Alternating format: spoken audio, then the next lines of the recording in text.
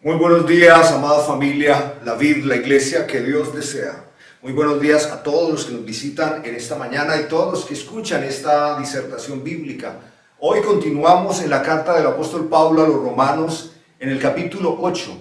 La semana pasada escuchamos al apóstol Pablo en el capítulo 7 haciendo una afirmación de mucho dolor y a la vez con esperanza.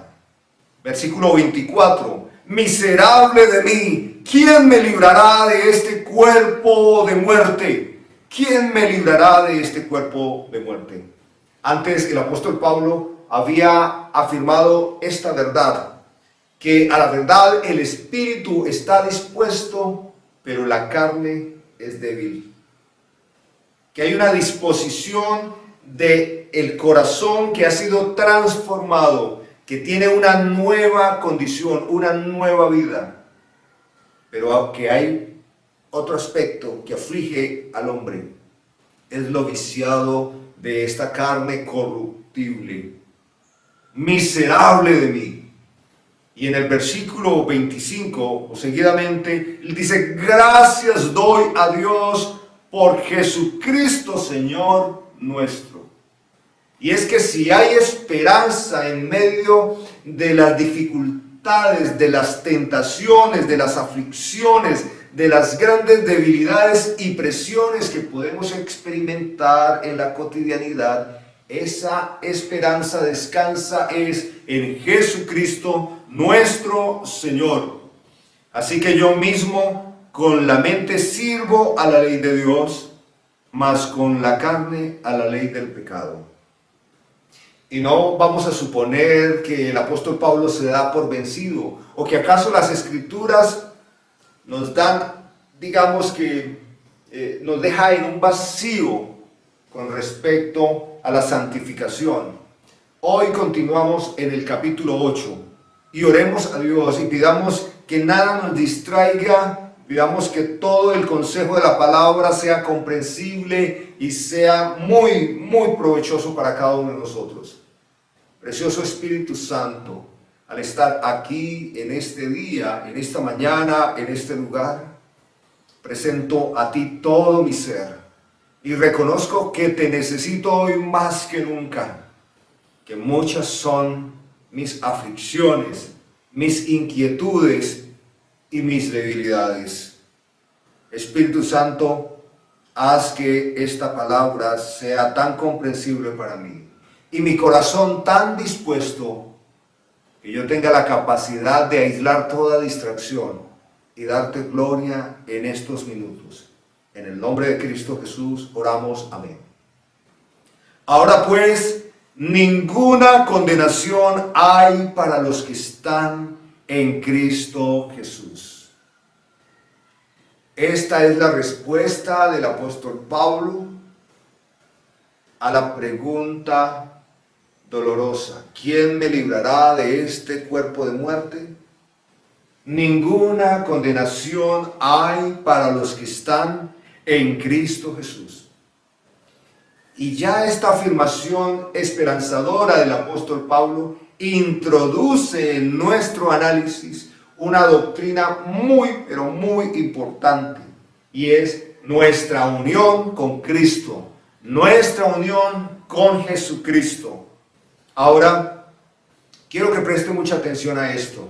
Por lo general, cuando una familia tiene la oportunidad, tiene el privilegio de comprar un apartamento en una unidad residencial, y sobre todo las señoras observan con mucho detalle las áreas comunes, los jardines, los espacios al interior de la casa, del inmueble, los detalles de las ventanas, los vidrios, los baños. Cada detalle es importante porque es la belleza y la comodidad visible de un lugar donde esta esposa y madre podrá vivir, habitar y regocijarse junto a su familia. Lo que no es tan común es escuchar que pregunten acerca de las características estructurales de aquello que no se ve, que está enterrado, pero que sostiene la belleza del inmueble, los fundamentos, los cimientos. Esto no se ve a la vista, pero es incluso muchísimo más importante que la tonalidad, el color o algunos detalles de aquel lugar. Y así en las Escrituras hallamos que Dios nos ha entregado una cantidad de fundamentos y de cimientos que de ninguna manera nosotros debemos verlo como algo sin importancia. En una época de lo superficial, de lo misceláneo, de lo decorativo, de lo experiencial, la gente deja a un lado el fundamento. Y me hace recordar lo que Jesús dijo en Mateo capítulo 7, acerca de un hombre que edificó su casa sobre la roca, un hombre sabio, un hombre prudente. Esta edificación sufrió todos los embates, todas las presiones externas y no sucumbió, no se deterioró, no se cayó. Y también Jesús habla de un necio, de un falaz que edificó su casa sobre la arena y experimentó los mismos embates, las mismas presiones, las olas golpearon, los vientos, y dice, fue grande su ruina. Es así que debemos cada uno de nosotros prestar mucha atención a la doctrina, a los fundamentos. Y uno de ellos se haya insertado aquí, no solo como esperanza, sino como una verdad formal que debemos tener cada uno de nosotros muy clara. Ahora pues ninguna condenación hay para los que están en Cristo, la doctrina de nuestra unión con Cristo. Esta preposición en significa también dentro de.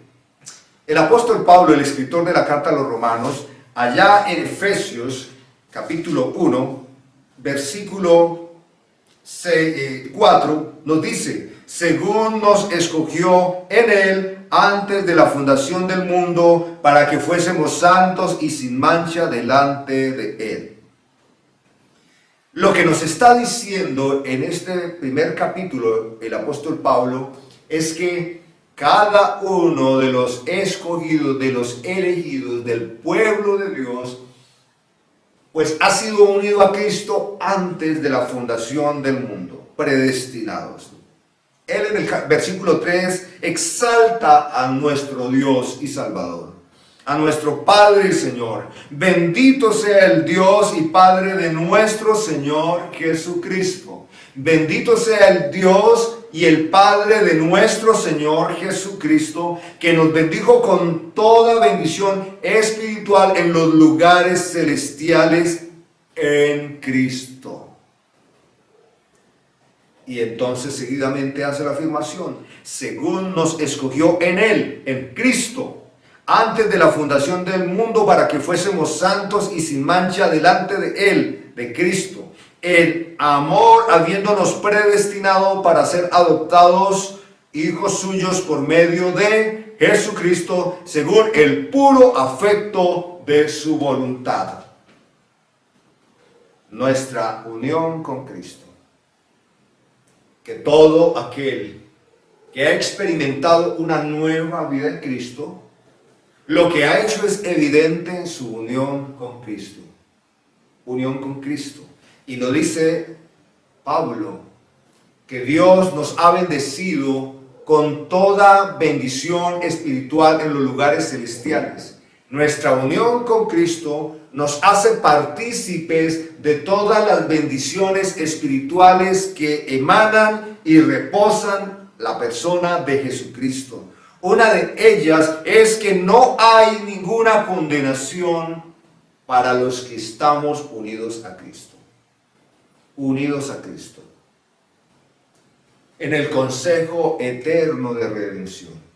Allá en esa eternidad pasada, donde el Padre, el Hijo, el Espíritu Santo deciden en su perfecta voluntad salvar a muchos, Cristo se une a esos muchos que salva, Él siendo su sustituto, el que toma el lugar, su Salvador, su Señor.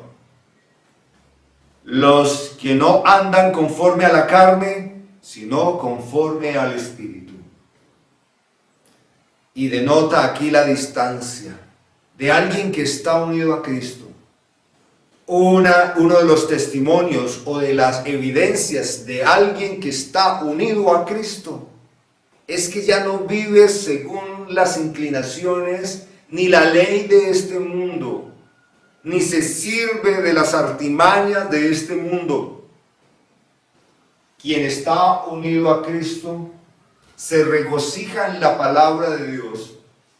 Su moralidad es muy elevada, no porque eso sustente su vida espiritual, sino porque está unido a la moralidad de Cristo. Su razonamiento piensa, analiza, aprueba según el razonamiento de Cristo.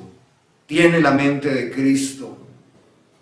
Porque la ley del Espíritu de vida de Cristo Jesús me ha librado de la ley del pecado y de la muerte.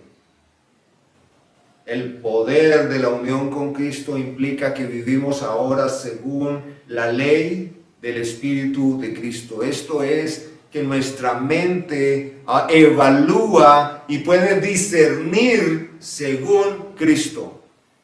El hombre que no está unido a Cristo, el irredento, la persona que se haya muerto en sus delitos y pecados, la persona que se haya satisfecha en su manera de vivir y su voluntad se inclina permanentemente al pecado, la persona que desaprueba a Cristo y desprecia la palabra de Dios, vive bajo la ley del pecado y por lo tanto de la muerte.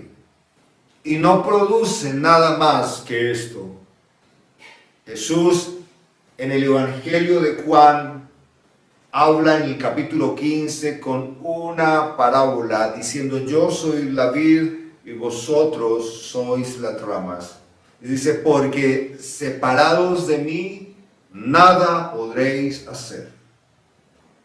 Quien no está unido a Cristo, nada de vida y paz puede hacer. Todo lo que produce es pecado y muerte.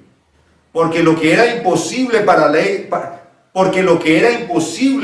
ley, por cuanto era débil por la ley, Dios, enviando a su Hijo en semejanza de carne y de pecado, y a causa del pecado, condenó al pecado en la carne. Por cuanto era imposible para la ley. La ley podía revelar el pecado en el hombre, pero no podía restaurar al hombre, no podía salvar al hombre. Podía mostrarle su condición de pecado, pero no lo podía regenerar. Es lo que está diciendo en las Escrituras.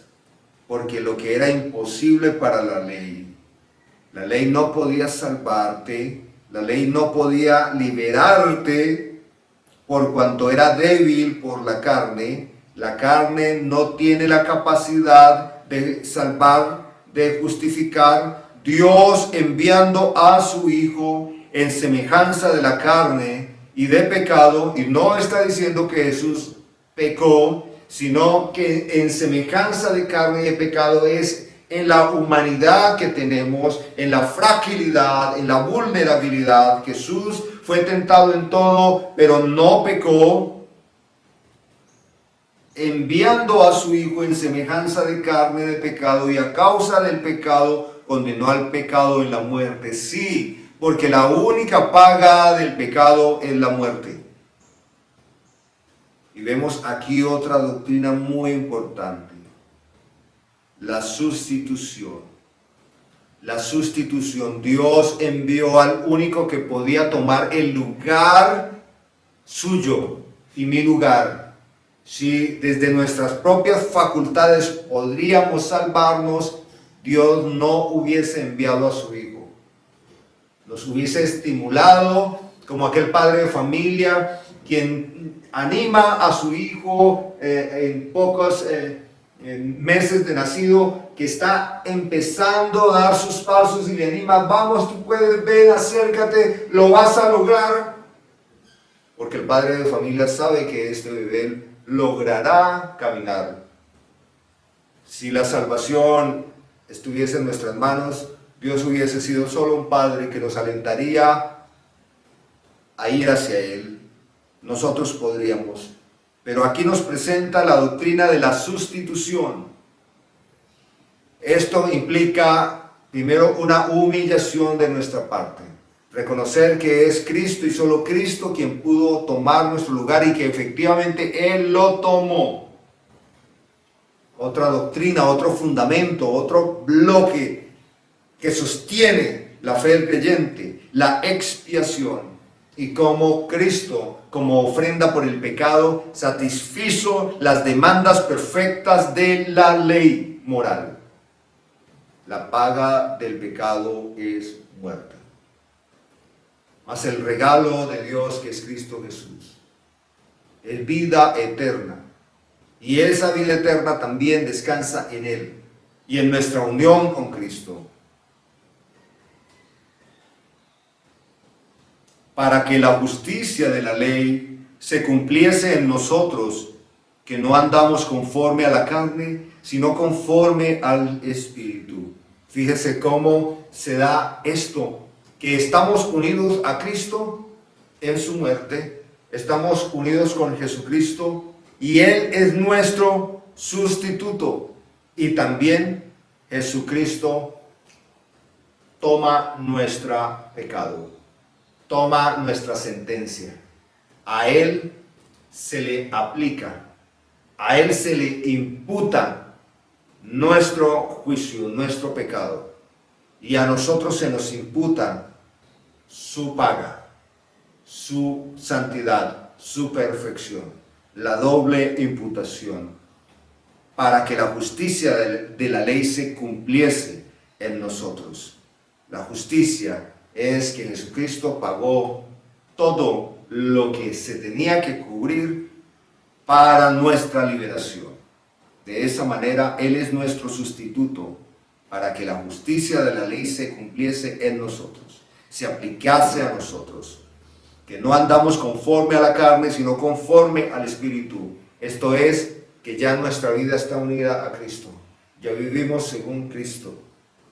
Jesucristo no se levantaba en las mañanas a revisar una agenda y pensar, bueno, hoy qué haré, dónde iré, vamos a ver a quiénes voy a sanar, a quiénes voy a salvar, a quienes voy a confrontar, a quienes voy a alentar. Él dice, no hago nada de mi propia voluntad, sino todo lo que el Padre me da, me dice que haga. Y Jesús da testimonio de cómo su relación con el Padre y su relación con el Espíritu Santo eran una plena unidad, de manera tal que hoy ese es un gran ejemplo para nosotros y una buena manera de comprender nuestra unión con Jesucristo. El Espíritu de Dios produce en el hombre una transformación de raíz, de fundamento. A esto se le llama la regeneración. Es lo que Jesús le explica a Nicodemo de lo que es el nuevo nacimiento. Una obra entera de Dios, una transformación radical de Dios. Y en esa transformación el hombre experimenta una nueva vida. Esto también se le llama que el hombre experimenta la unión con Cristo de manera subjetiva. Ahora preste atención a estos dos términos: objetivo, subjetivo. Nuestra unión con Cristo de manera objetiva, lo que significa es que fuimos unidos con Cristo por determinación soberana de Dios en el consejo redentor, allá en la eternidad, donde no podemos nosotros observar ni participar. Y es una decisión legal. Entonces, objetivo expresa esa verdad que está fuera de nosotros y de la que somos parte.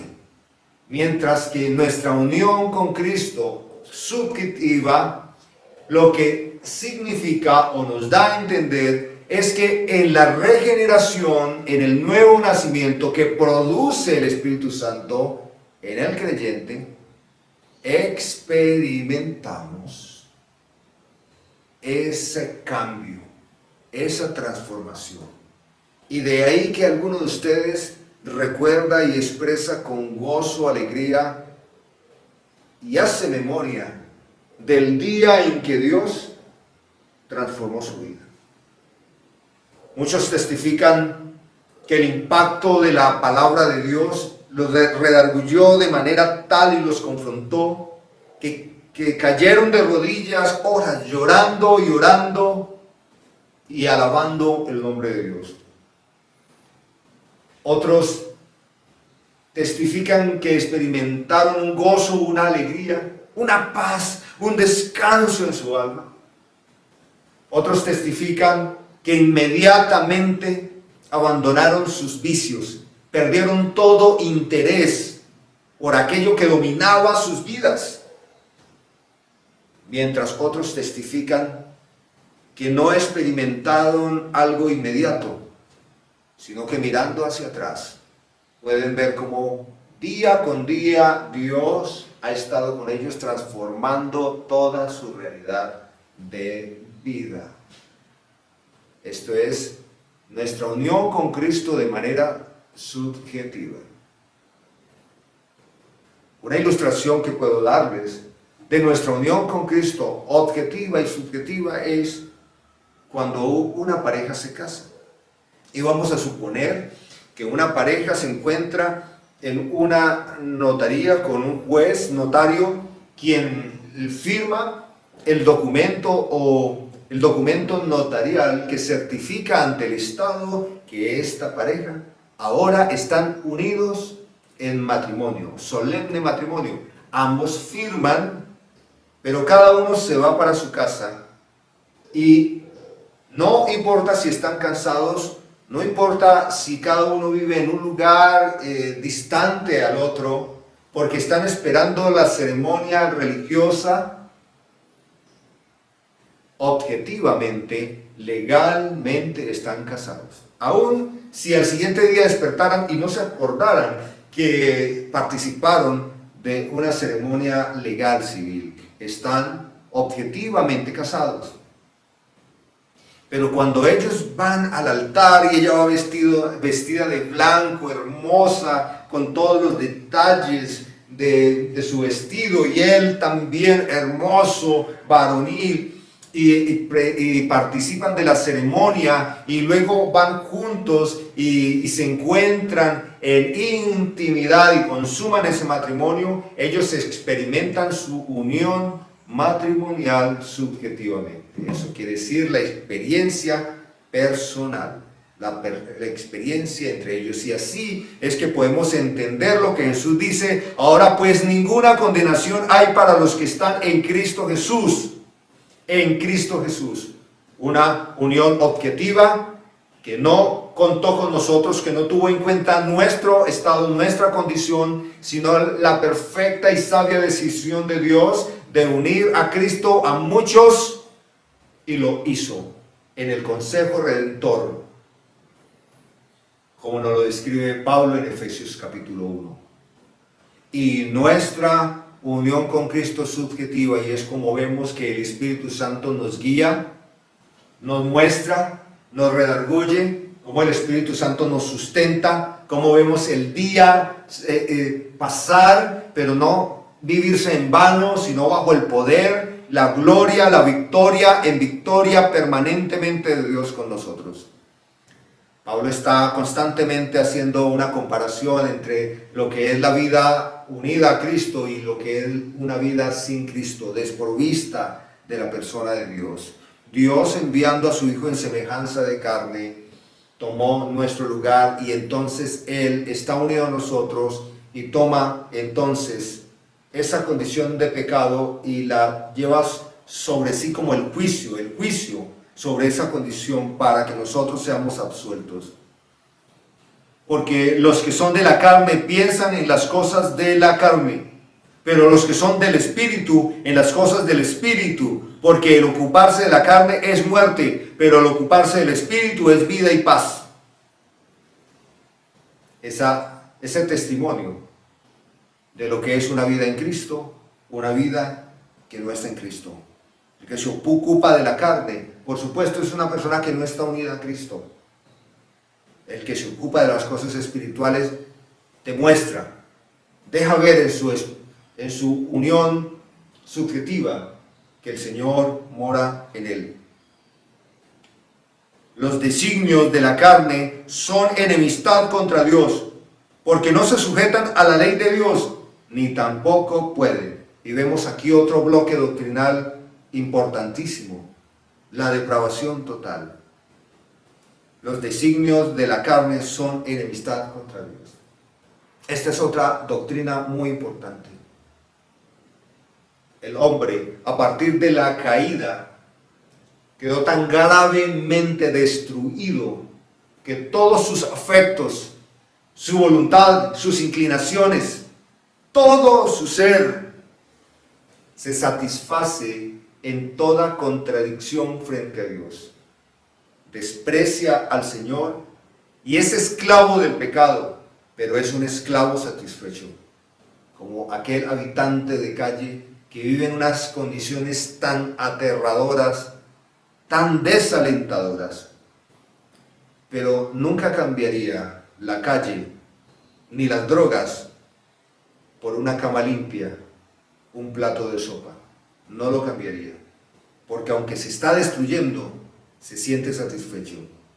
Esta es la depravación total. Pero fíjese, también vemos la cualidad de la depravación. No solo se encuentra en enemistad con Dios, porque no se sujeta a la ley de Dios, sino que tampoco puede, no puede. Necesita la obra de Dios, necesita la unión con Cristo para que entonces la persona pueda apreciar, amar a Dios. ¿Cuántos hermanos, amigos que me escuchan, cuántos son llamados a Cristo? ¿Cuántos eventos evangelísticos se hacen cada día en la tierra? ¿Cuántas personas no escuchan el llamado del Evangelio? ¿Cuántas personas no perciben con sus ojos imágenes, plantillas, póster, versículos? ¿Cuántos no escuchan predicaciones de Dios y Cristo que les llaman al arrepentimiento? Muchos son llamados y muy pocos escogidos. Muy pocos evidencian esa unión subjetiva con Cristo. Muy pocos. Pero hablando de los que han sido unidos a Cristo, el versículo 9 dice: mas vosotros no vivís según la carne, sino según el Espíritu, si es que el Espíritu de Dios mora en vosotros. Estamos acostumbrados a escuchar canciones o ver que en ciertos lugares, en ciertas iglesias, la gente piensa que si oramos con fervor y si creamos un ambiente de éxtasis y de mucha angustia o de ruegos, invocamos al Espíritu Santo, Él puede venir o llegar o entrar a este lugar. Ven Espíritu, Espíritu ven, Espíritu Santo ven. Pero esto no coincide con las Escrituras, porque quien está unido a Cristo goza de la persona del Espíritu Santo, justamente porque en la regeneración el Espíritu Santo habita permanentemente en la persona. Así que en lugar de orar o cantar y decirle ven Espíritu Santo, podríamos hacerlo bíblicamente. Espíritu Santo, ilumíname. Espíritu Santo, redargúyame. Espíritu Santo, enséñame. Espíritu Santo, muéstrame. O déjame entender. Abre mis ojos espirituales. Que mi corazón esté atento a tu palabra. Y esta es una rogativa legítima y enteramente bíblica. Así lo expresa el apóstol Pablo. Mas vosotros no vivís según la carne, sino según el Espíritu, si es que el Espíritu de Dios mora. Esa palabra mora lo que significa es que habita permanentemente. Inmanencia, permanentemente en vosotros. Y si alguno no tiene el Espíritu de Cristo, no es de él. Pero si Cristo está en vosotros, el cuerpo a la verdad está muerto a causa del pecado, mas el Espíritu vive a causa de la justicia. Y si el Espíritu de aquel que levantó de los muertos a Jesús mora en vosotros, el que levantó de los muertos a Cristo Jesús vivificará también vuestros cuerpos mortales por el Espíritu que mora en vosotros. Y vemos aquí otra hermosa, maravillosa doctrina insertada, y es la glorificación. Esto hace parte de los beneficios espirituales de nuestra unión con Cristo. Pablo dice que nuestro cuerpo, nuestra carne corruptible, no se sujeta a la ley de Dios.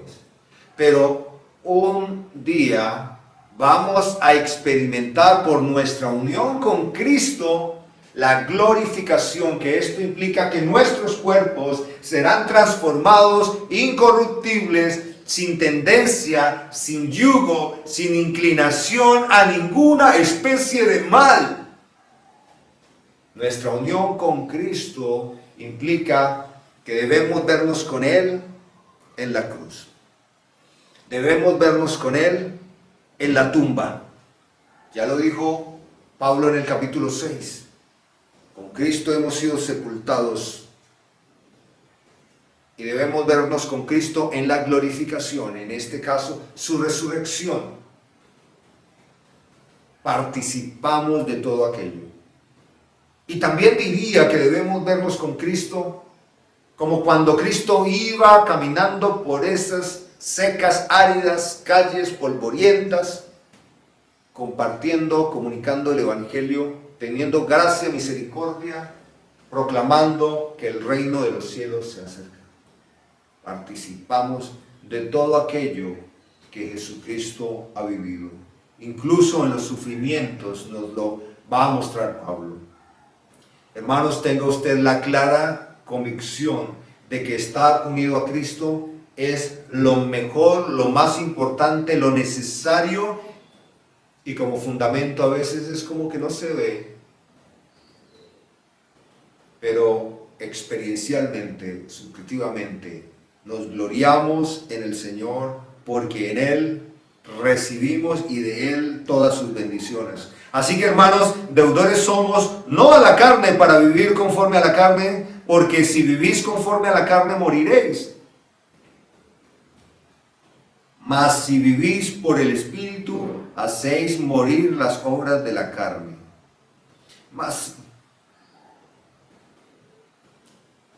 Así que, hermanos, deudores somos, no a la carne para que vivamos conforme a la carne, porque si vivís conforme a la carne moriréis. Mas si por el Espíritu hacéis morir las obras de la carne, viviréis. Está nuevamente reiterando el apóstol Pablo que los que estamos en Cristo tenemos vida eterna, y nuestra experiencia de vida en este peregrinaje es de vida espiritual.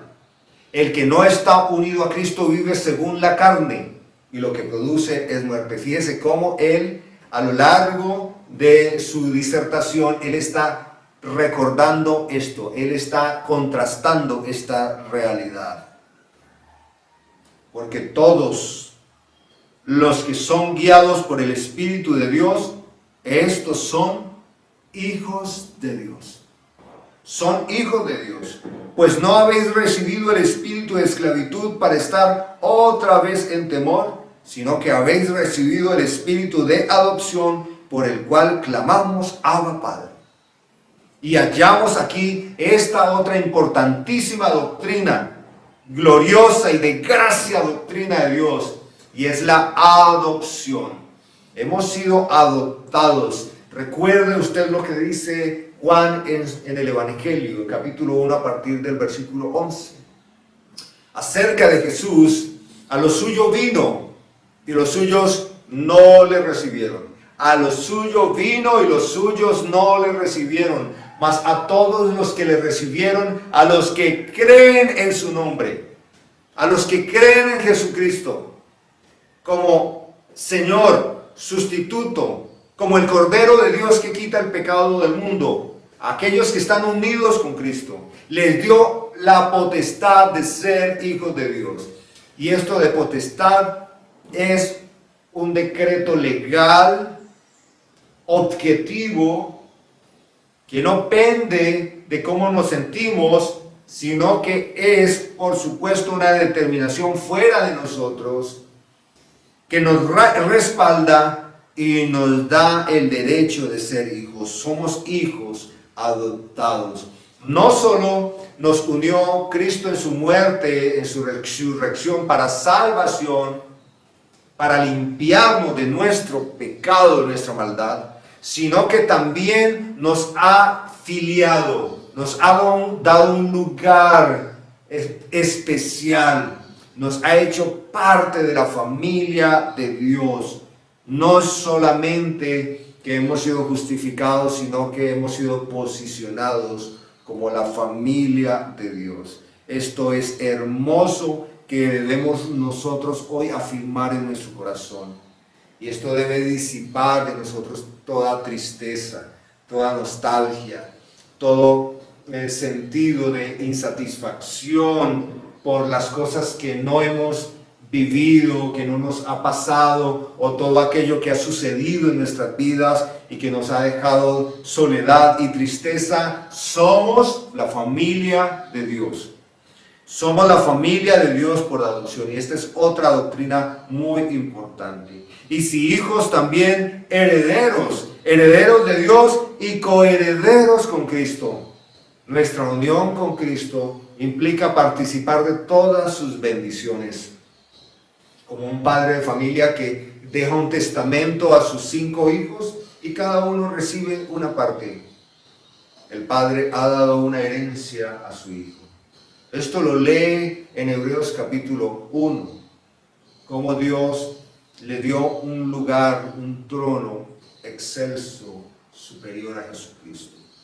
Y como nosotros somos coherederos juntamente con Él, para que juntamente con Él seamos glorificados.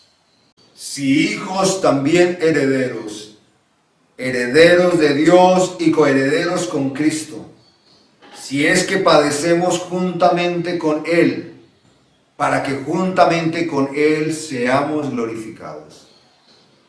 Los padecimientos de Cristo también son una experiencia de unión con Él. En una ocasión Jesús afirmó: el que quiera ser mi discípulo, tome su cruz y sígame.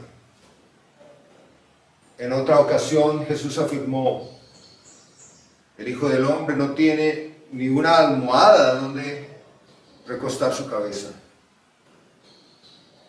El Hijo de Dios experimentó tremendas aflicciones.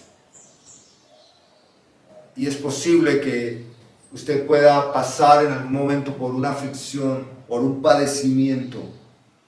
Si eso es así, recuérdese que está unido a Cristo y está unido también en su glorificación. Como el Padre le levantó de los muertos, usted también tiene una nueva vida, y es una vida eterna. Así pues, ninguna condenación hay para los que están en Cristo Jesús. Precioso Dios. Toda la gloria, toda la alabanza y la gratitud que pueda emanar de nuestro corazón hoy es solo y siempre para ti. Nuestra unión con Cristo me ha despojado de la ley del pecado y de la condenación eterna, y ha provisto en mí todo tipo de gracia y bendición. Señor, gracias. Hoy vivo en plenitud en esto, que si estoy contigo, que si estás en mí, estoy bien. Confiadamente habito en tu presencia y me gozo por todo lo que sucede en mi vida. Te alabo, Padre, en Cristo Jesús. Amén.